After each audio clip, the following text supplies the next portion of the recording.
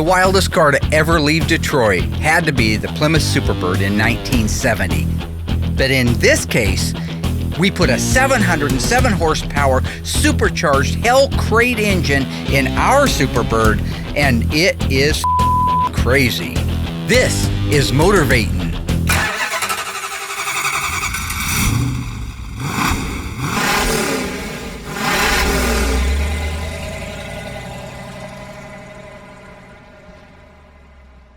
So the HELLBIRD started life as a regular Roadrunner. We converted it into a Superbird.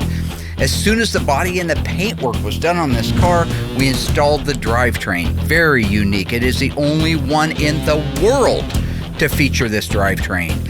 A 707 horsepower factory crate engine. This is a HELLCAT. It has the Mopar controller. We backed it up with a pistol grip shifted 6-speed silver sport transmission and a Mosier Dana 354. Now that's a lot of pretty amazing stuff in one car. The only thing that can trump all of those amazing things in one car is to get behind the wheel of this crazy car. Let's get on the road.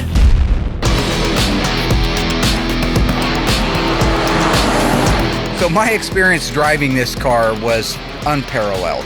Previous to this, the fastest Mopar I had driven was the 2000 and I think it was 16 SEMA CUDA.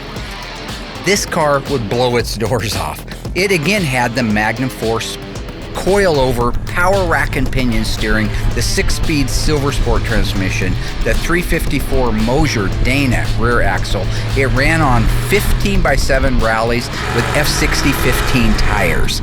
But this car handled like it was on rails, even though it's a big B-body, and I've mentioned before that they don't handle nearly as good as the E-bodies.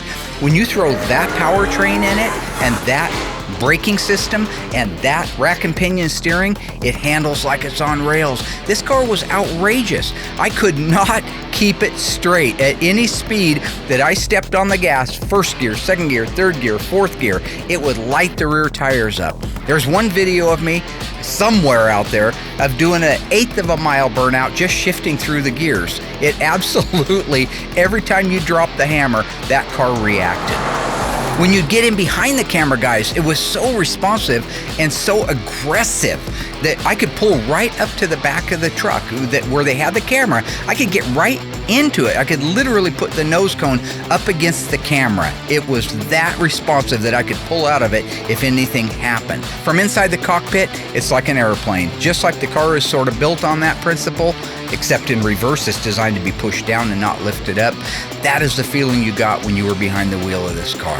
Even to this day, all the cars I built, other than my HELLCAT Red Eye, this is the fastest Mopar I've ever driven. Thanks for watching, everybody. This week's episode of MOTORVATIN.